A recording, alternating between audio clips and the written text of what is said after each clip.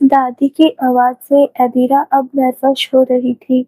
उसने अपने नाखून चबाना शुरू कर दिया था। वो जब भी नर्वस होती नाखून चबाती थी।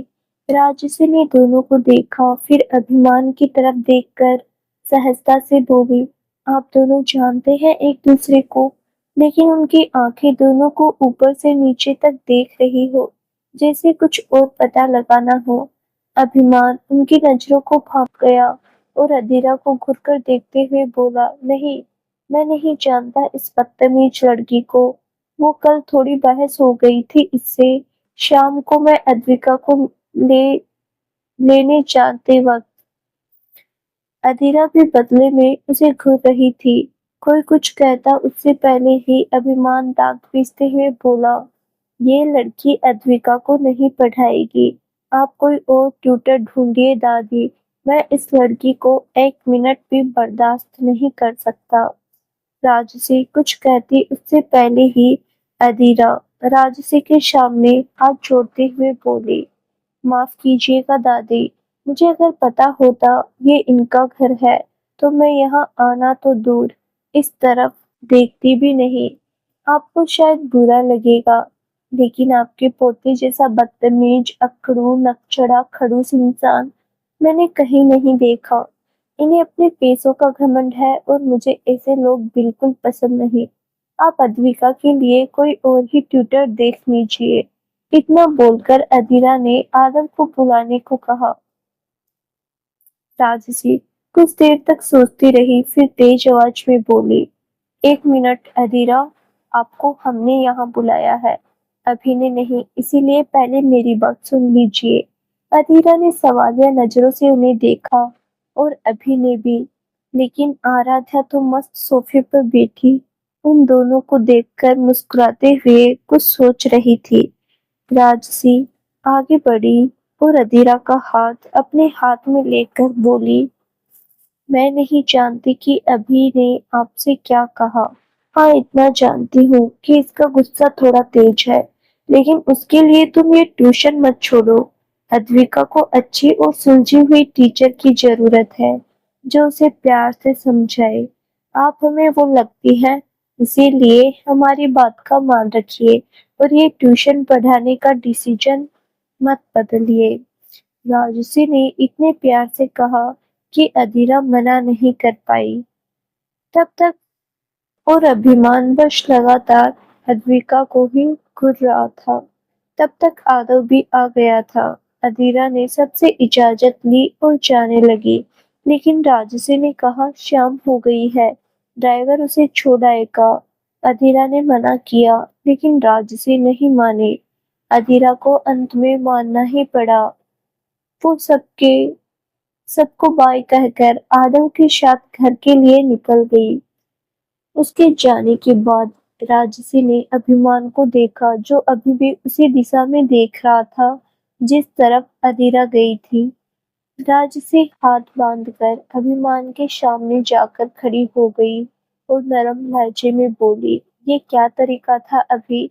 हमने तुम्हें यही संस्कार दिए हैं कि तुम एक लड़की से इतनी बदतमीजी से बात करो? अभिमान उबलते हुए बोला, दादी, मैं आपकी बहुत इज्जत करता हूँ, लेकिन प्लीज मुझे ये सब मत बोलिए। आप नहीं जानती ये मिडिल क्लास लोग कितने चीप होते हैं। इन्हें बस एक ही चीज से मतलब होता है और वो है पैसा। राजसी उसकी बात पर तेज आवाज में बोली, अभी भूलिए मत, आप भी एक मिडिल क्लास के ही बेटे हैं और वहीं से उठकर यहाँ इस मुकाम तक आए हैं। अभिमान ने धीरे से लेकिन गुस्से से कहा, आप चिल्ला लीजिए, लेकिन यही सच है। मुझे इस बात का अफसोस रहेगा कि मैं एक घटिया मिडिल क्लास अशोक शेखावत का बेटा हूँ।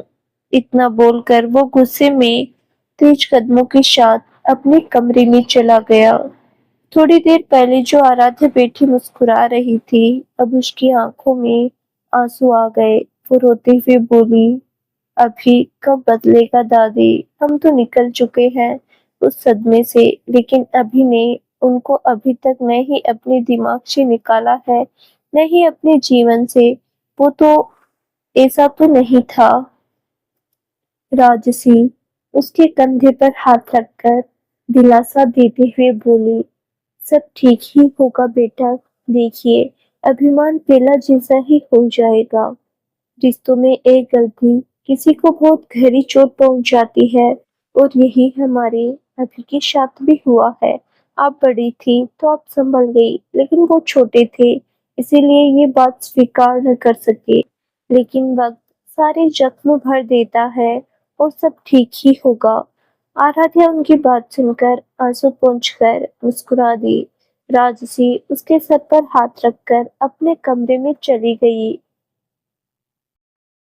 अभिमान ने गुस्से में तेज आवाज के साथ अपने कमरे का दरवाजा बंद कर लिया।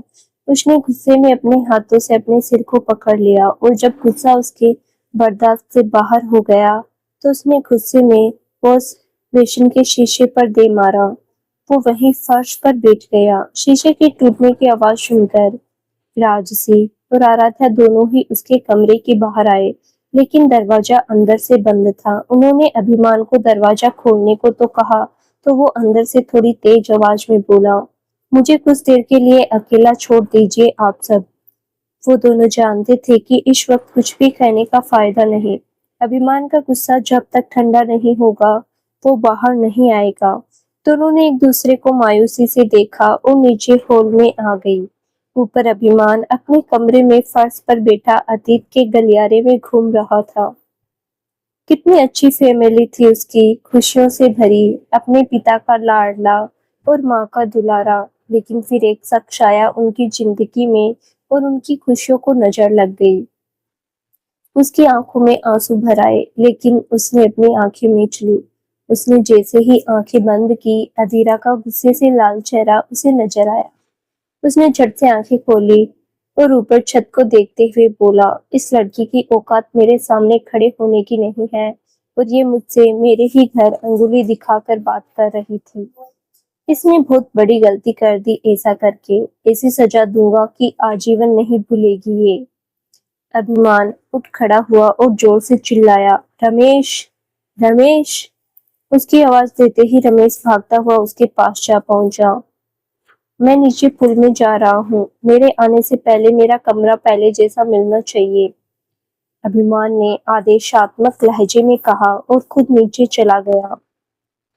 इधर अधीरा कार में बैठी अभिमान के बारे में ही सोच रही थी। उसे रह रहकर अभिमान पर गुस्सा भी आ रहा था। अभी अगर उसे छूट मिल जाती तो पता नहीं अभिमान का क्या हश्र करती। राक्षस कहीं का, जरा भी तमीज नहीं है बात करने की। इसकी बहन और दादी तो यार कितनी स्वीट है, और ये खुद कड़वा करेला है। लगता है मीठी से परहेज है, तभी तो इतना कड़वा है। अपने आप को पता नहीं क्या समझता है। मेरी जुत्ती भी इसे भाव न दे, बड़ा आया। अधीरा खुद से ही बातें कर रही थी। आदव अब तक सो चुका था। थोड़ी देर में वो घर पहुंची तो देखा राधिका आनंद जी के साथ बैठी बातें कर रही थी। राधिका उसे देखकर चहकते हुए उसके गले लग गई, फिर अलग होते हुए बोली, कहाँ गई थी ये माँ बेटे की सवारी, और मुझे बताया भी नहीं। अब ऐसे तो मत बोल, पिताजी अब तक तुझे बता ही चुके होंगे कि मैं कहाँ गई थी। जवाब में अधीरा उसके कंधे पर मुक्का मारते हुए बोली। राधिका उसकी बात पर हंसती। अच्छा, तू बैठ, मैं तेरे और पिताजी के लिए चाय बनाकर लाती हूँ। अधीरा ने आदव को उसके कमरे में सुलाकर आते हुए कहा। राधिका मुंह बनाकर बोली, बस बस रहने दे, मतलब हर बार तू ही चाय बना के पिलाती है। कभी मेरे हाथ की चाय पीने मेरे घर आ जा।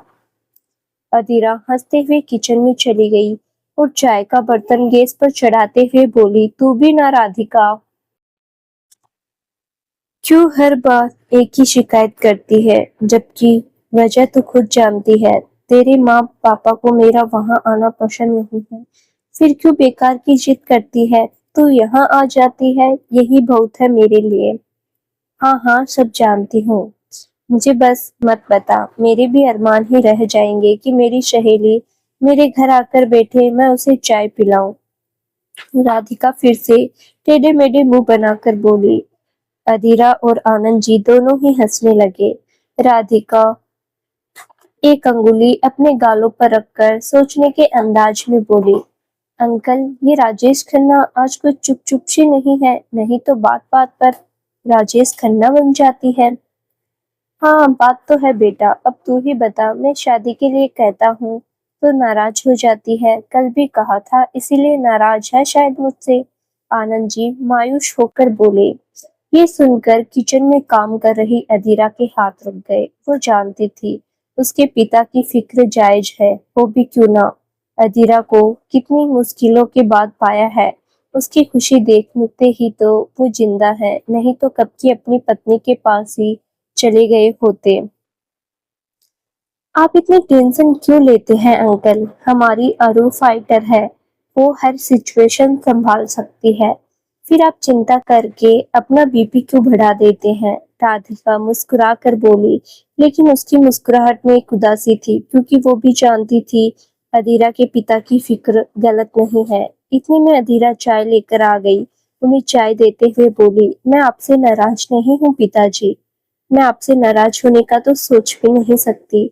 आप तो मेरे लिए भगवान से भी ऊपर है, जिसने मुझ जैसी लड़की को अपनी बेटी का दर्जा दिया। आपको मेरी शादी की चिंता है ना? ठीक है, फिर आज मैं आपसे वादा करती हूँ, जिस दिन मुझे ऐसा लड़का मिल गया जो मेरे साथ मेरे बेटे और आपकी जिम्मेदारी को खुशी खुशी अपनाएगा, मैं शादी कर लूंगी।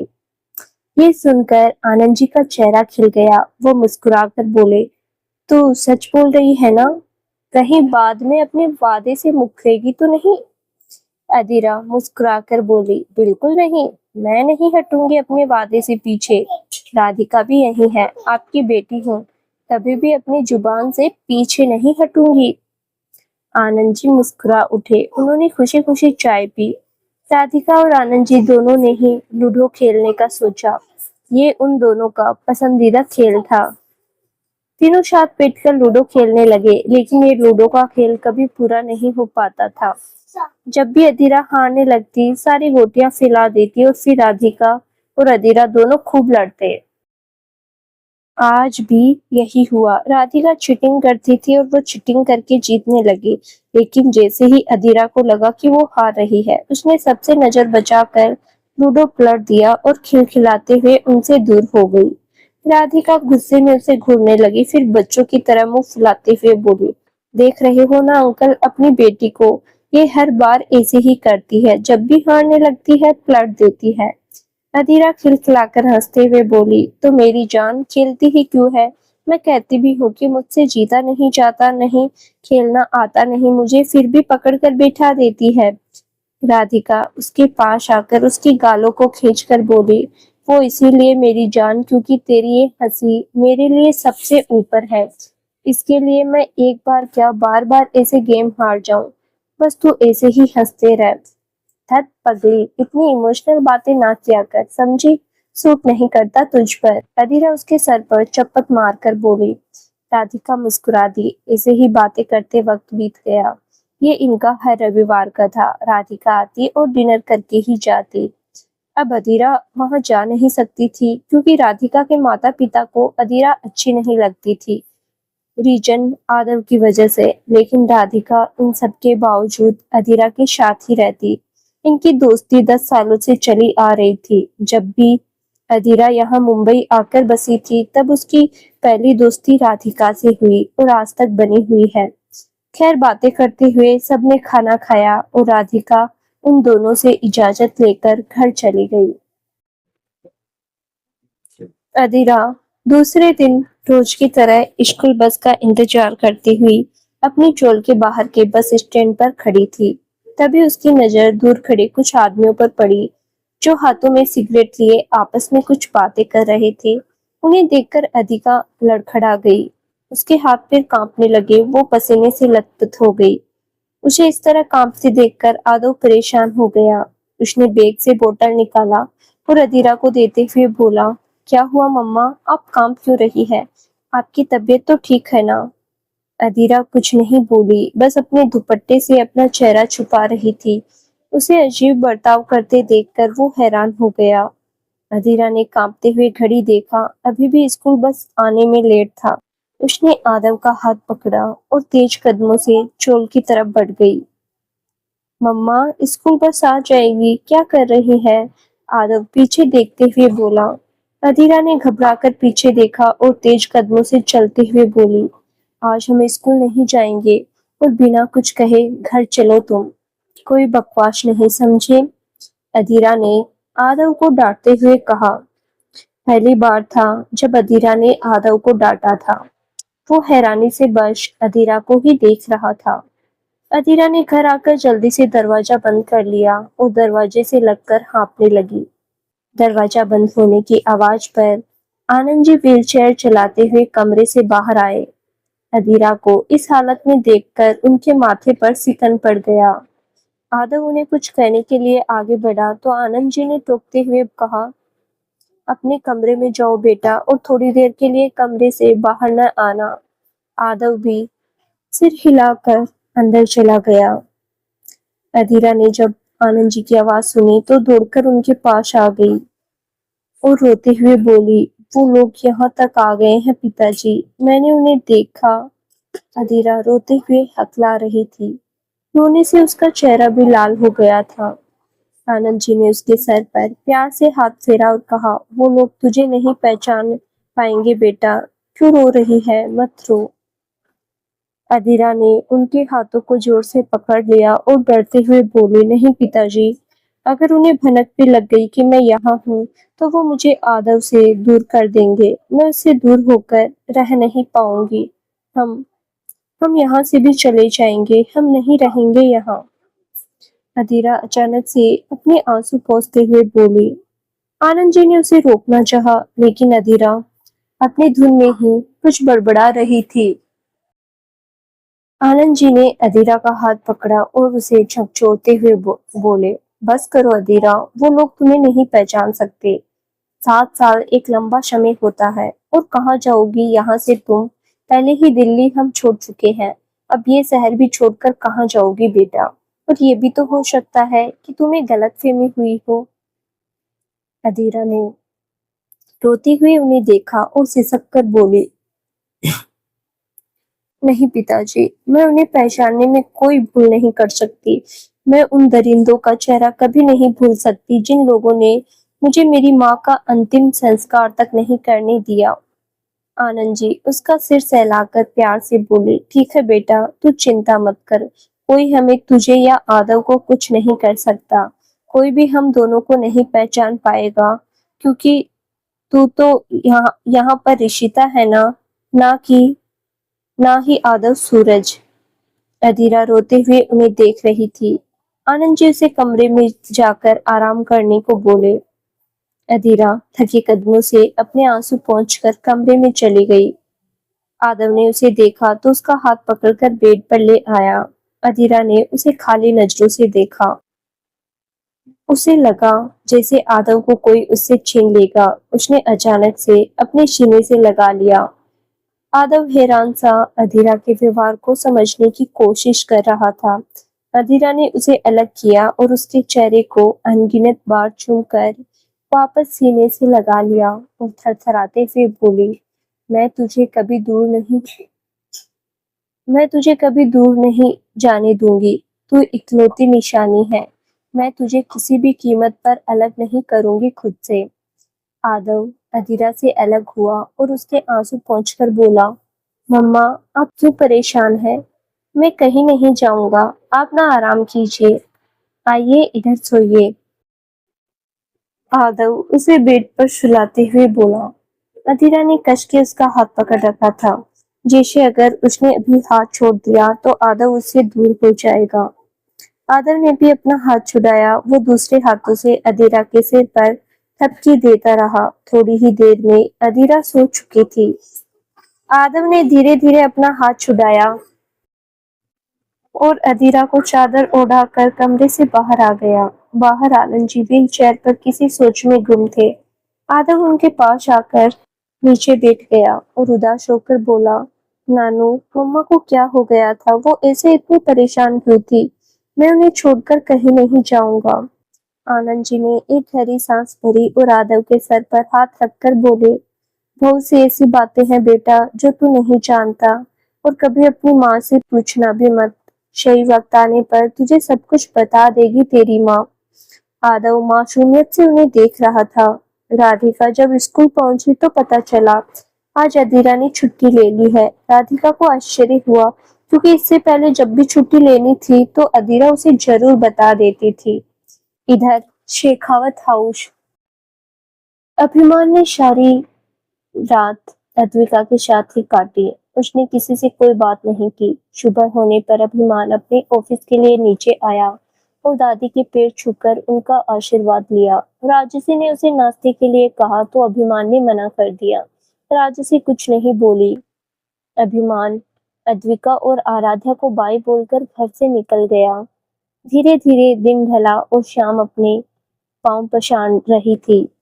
अधीरा अपने कमरे में खामोश बैठी थी। आदव बाहर खेल रहा था। सुबह की सोई अभी उठी थी अधीरा। आनंद जी ने भी नहीं जगाया क्योंकि जगती तो फालतू की बातें सोचकर परेशान ही होती। आनंद जी कमरे में आए तो अधीरा खामोश बैठी शून्य में देख रही थी। अरु बेटा उठ गई तू, उन्होंने ही बड़े प्यार से कहा। अधीरा की तंद्रा टूटी और वो खाली नजरों से उन्हें देखने लगी। आनंद जी उसकी मनोस्थिति समझते थे, इसीलिए बिना कुछ बोले उनके पास आ गए। उन्होंने अधीरा के सर पर हाथ रखा और प्यार से बोले, अरु मेरी जान है तू। तेरी चंचलता से इस मकान के घर घर होने का एहसास होता है। तेरी ये उदास आंखें, भावहीन चेहरा मुझे अपाहिज होने का एहसास कराता है। और कितना भागेगी, कब तक भागेगी? 7 साल पहले तुझे बचाने के लिए दिल्ली से मुंबई ले आया, लेकिन अब मैं भी इस हालत में नहीं रहा कि कहीं जा सकूं, कुछ कर सकूं। और फिर बेटा, आदम का भी सोच, क्या कहेगी उसे, क्या बताएगी उसे?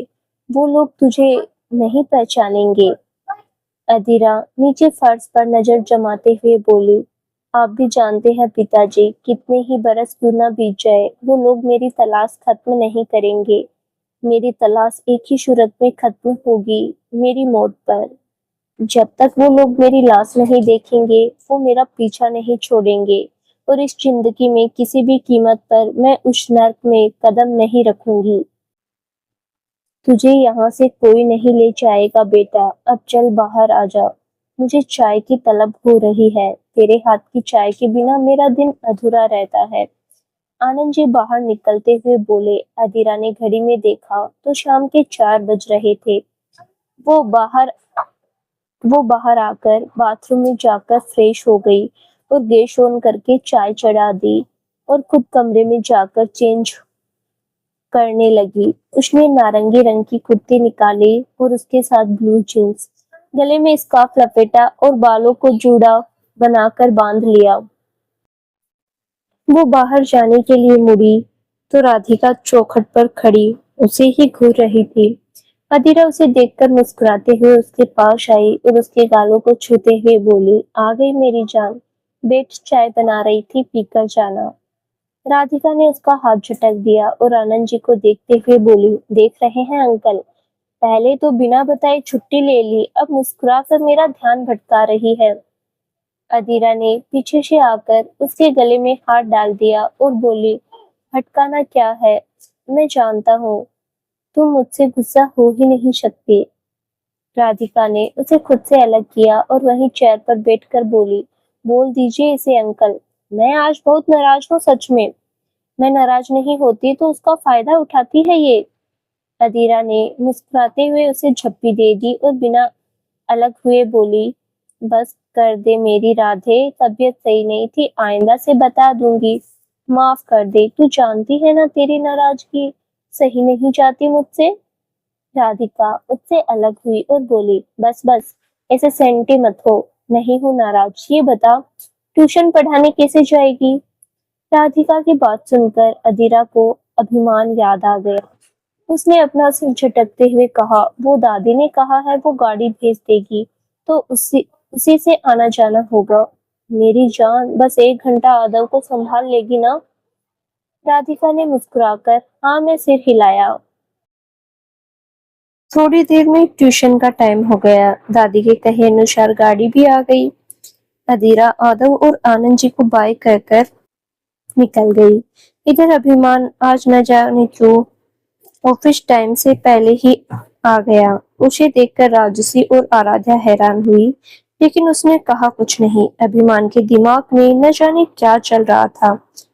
वो कपड़े चेंज करके बाहर लॉन में आकर बैठ गया।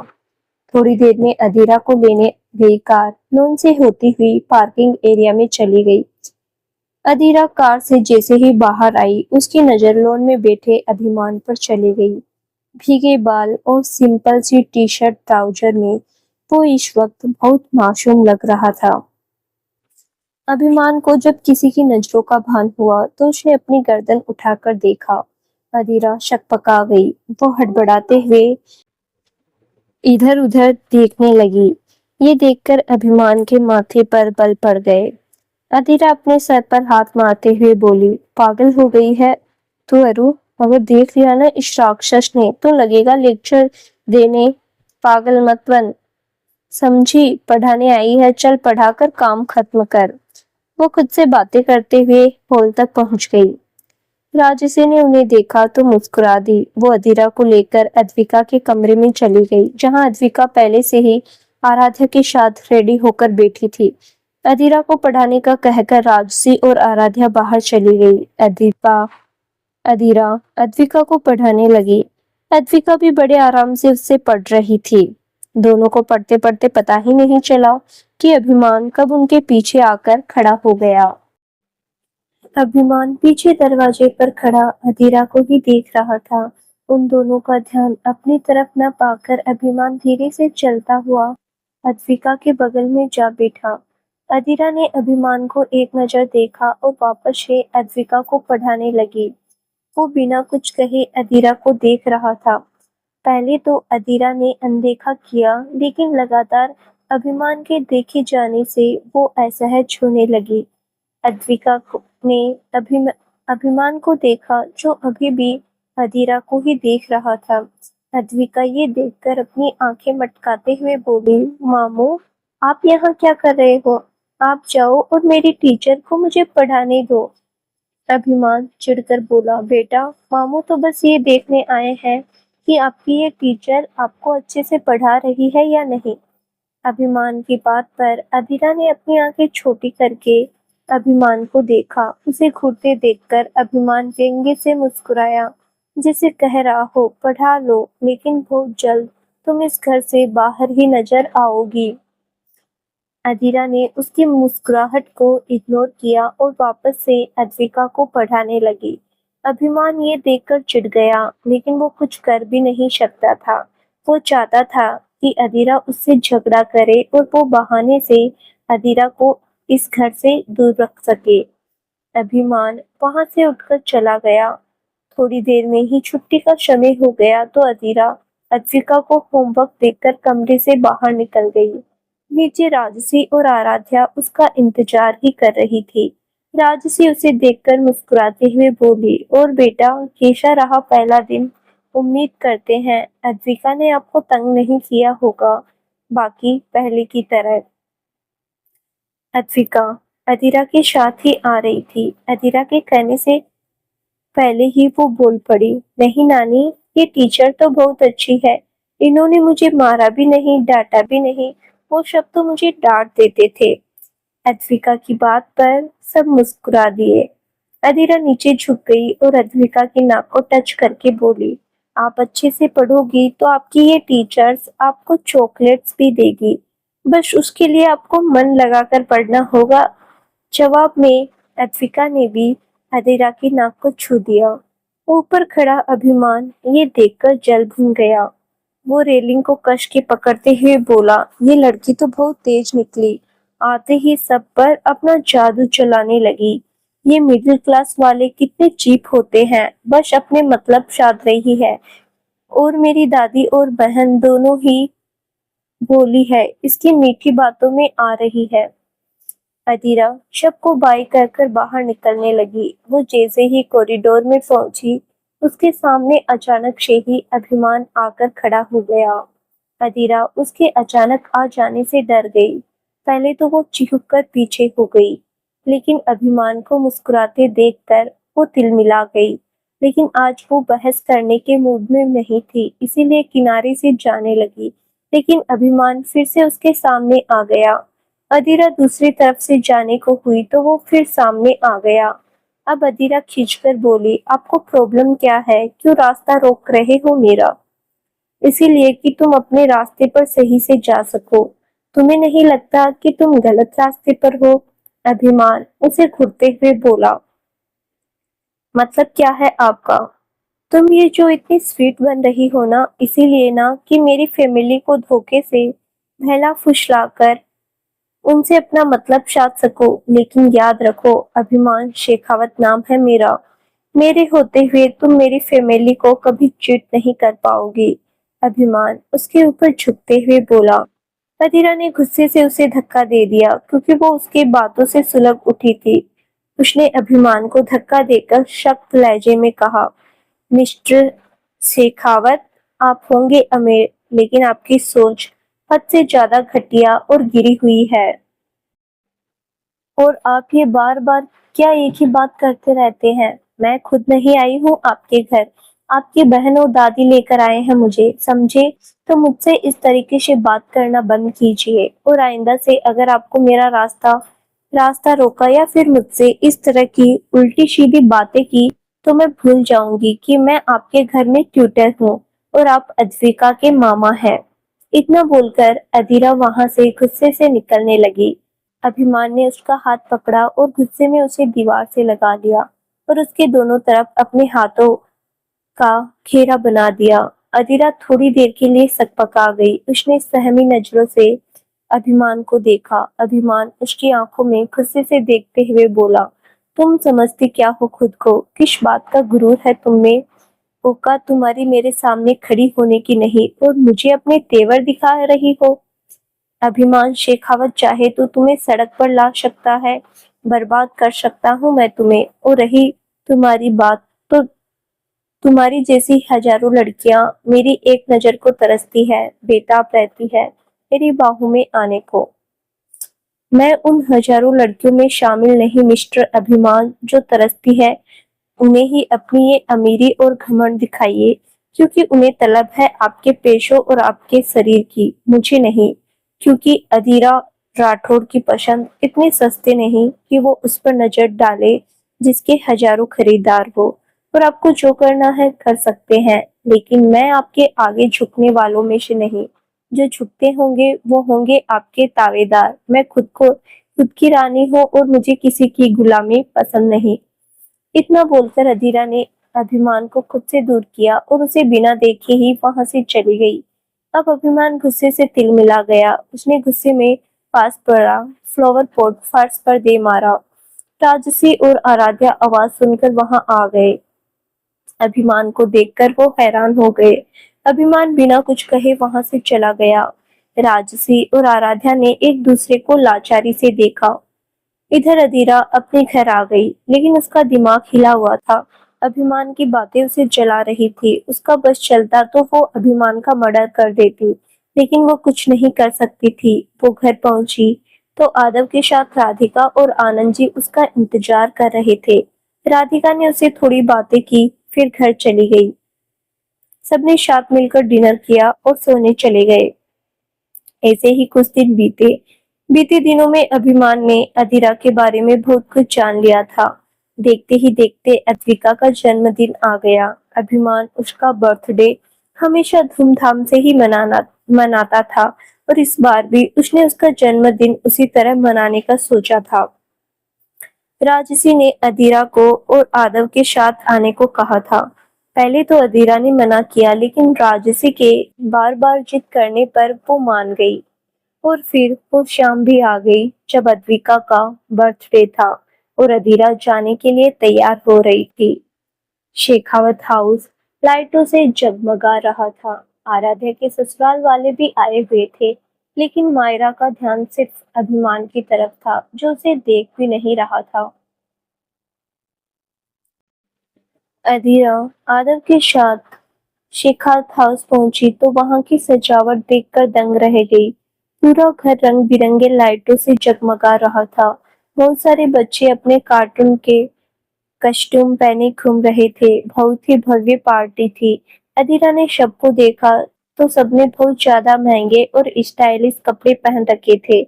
राधिका ये सब देखकर मायूसी से बोली, अरु यहाँ पर सब लोग कितने अच्छे अच्छे कपड़े पहन कर आए हैं और हमने कैसे कपड़े पहन रखे हैं, देख जरा।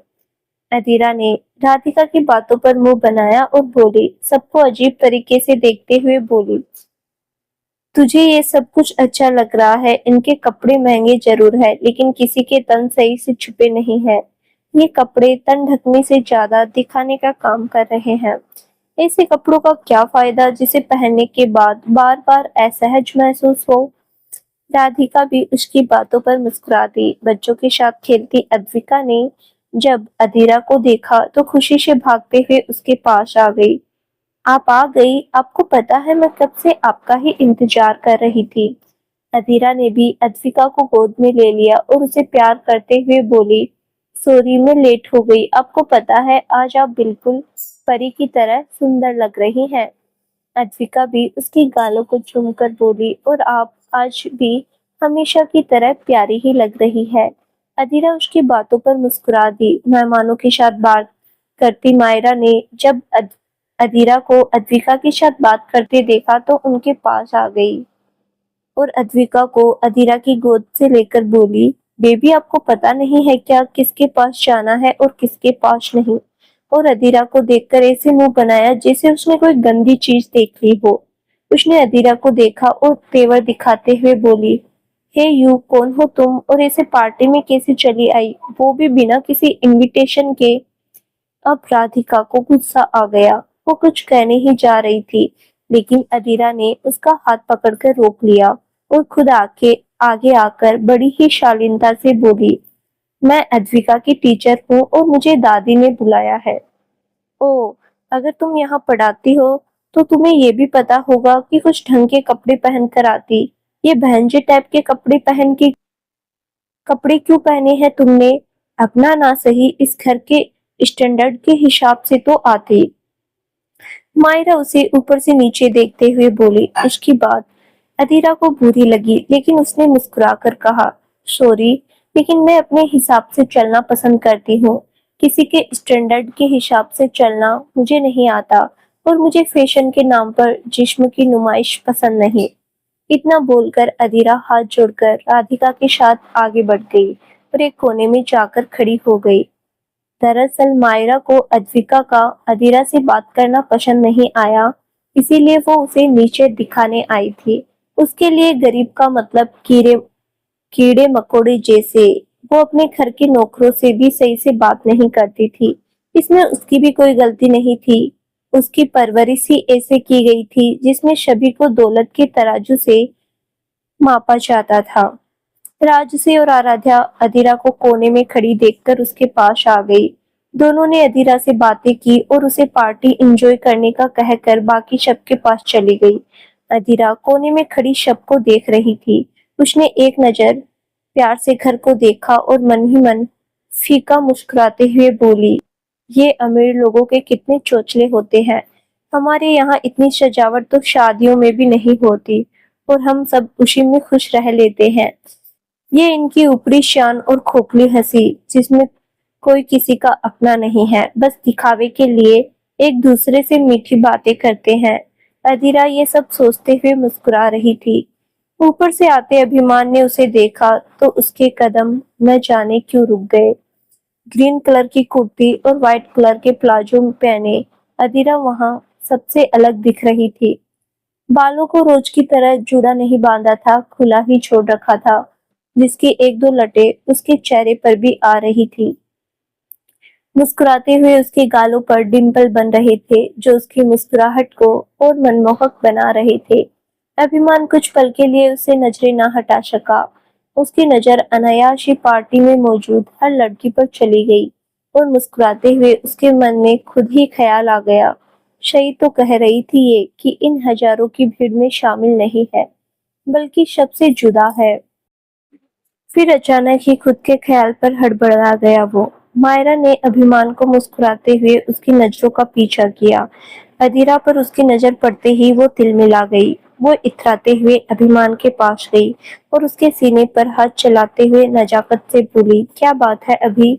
किसे देखकर मुस्कुरा रहे हो? कभी ये मुस्कुराहट मुझ पर भी बिखराओ, तुम्हारी बाहों में टूट जाऊंगी। अभिमान ने हीन नजरों से उसे देखा और धक्का देकर खुद से अलग कर दिया। सामने देखते हुए बोला, थोड़ी सी भी शर्म नहीं है तुम में? हर बार खुद की बेइज्जती कराने क्यों चली आती हो, जबकि हर बार मैं तुम्हें धुतकार देता हूँ। मायरा पर जैसे उसकी बातों का असर ही नहीं हुआ। वो फिर से पास आते हुए बोली, क्यों इतनी बेरुखी दिखाते हो तुम? कभी प्यार से तो देखो तो सही मुझे। अभिमान को बहुत गुस्सा आ रहा था, लेकिन वो गुस्से से दांत पीसते हुए बोला, मायरा, आज अद्विका का दिन है। अगर आज तुम्हारी वजह से कोई तमाशा हुआ तो मेरा भयानक रूप देखोगी तुम। इसीलिए दूर रहो मुझसे, नहीं तो कहीं ऐसा न हो जाए कि प्रेम संतुष्टि की जगह मेरा तांडव झेलना पड़ जाए। Got that? इतना बोलकर अभिमान अपने पॉकेट में हाथ डालकर नीचे आ गया। सारे गेस्ट ने उसे देखा तो सब उसकी तरफ चले गए और लड़कियां उसे देखकर आहें भरने लगी। वो लग भी बहुत ज्यादा डेसिंग लग रहा था। ब्लैक कोट पैंट और ब्लैक सी ही टी शर्ट, बालों को जेल लगाकर हमेशा की तरह सेट किए हुए, हल्की बियर्ड जो सेब से भी और उसके चेहरे पर काफी अच्छी लग रही थी। आज ब्लैक कपड़ों में गजब ढह रहा था। अजीरा उसे देखकर मुंह बनाने लगी। राधिका ने उसे देखा तो आहें भरती हुई बोली, कुछ भी बोल अरु, ये बंदा है हैंडसम। अगर ये खड़ूस न होता और तुझको इसका बैर न होता तो एक बार ट्राई तो जरूर मारती। अधीरा ने उसके सर पर धीरे से चप्पत मारकर कहा, ये ख्याली पुलाव पकाना छोड़ दे। जब देख तब लड़के ताड़ते रहती है, ऐसा भी क्या है इसमें? चलता फिरता अकड़ की दुकान है ये। राधिका उसकी बातों को नजरअंदाज करके वापस से अभिमान को देखने लगी। थोड़ी ही देर में केक कटने का समय हुआ तो घर के सभी मेंबर अद्विका के साथ खड़े हो गए, लेकिन अद्विका इधर उधर देख रही थी। क्या हुआ अद्विका, किसे ढूंढ रही हैं आप? राजसी उसकी नजरों का पीछा करते हुए बोली, नानी, मेरी टीचर कहाँ है? उन्हें भी तो बुलाइए। अद्विका ने मासूमियत से कहा, लेकिन जब तक उसकी नजर अधीरा के पर चली गई तो राधिका के साथ थोड़ी दूर पे खड़ी थी। ये सब देख रही थी। बाकी सब तो मुस्कुरा दिए, लेकिन मायरा को अच्छा नहीं लगा। अद्विका दौड़कर अधीरा के पास गई और उसका हाथ खींचकर उसे अपने साथ ले आई, जबकि अधीरा उसे मना करती रही, लेकिन अद्विका नहीं मानी। वो उसे शब के पास लेकर आई। ये देखकर मायरा व्यंग्य से बोली, अद्विका, इतना जिद क्यों कर रही हो? तुम इन्हें नहीं आना था, रहने देती। वैसे भी यहाँ सभी फैमिली मेंबर है, तो ये हमारी कुछ भी नहीं। अधीरा ने कुछ नहीं कहा, बस फीका मुस्कुरा दी, लेकिन वहां खड़े सभी नाराजगी से मायरा को देखने लगे। किसी के कहने से पहले ही अभिमान बोल पड़ा, ये फैमिली मेंबर हो या ना हो, लेकिन अद्विका की टीचर है, इसीलिए इनकी रिस्पेक्ट है और ये उसी की वजह से यहाँ हम सबके साथ खड़ी है। अभिमान के इतना कहते ही अधीरा के साथ साथ बाकी सब भी अचरज से उसे देखने लगे। अधीरा भी मन ही मन बोली, ये आज इस राक्षस के सुर कैसे बदल गए? ऐसे तो ये कच्चा चबाने को दौड़ता है और आज शहद टपक रही है इसके जबान से। कुछ तो गड़बड़ है रे बाबा। तो दोस्तों, आगे क्या होगा इस प्यारी सी कहानी में जानने के लिए हमारे साथ बने रहिए। धन्यवाद।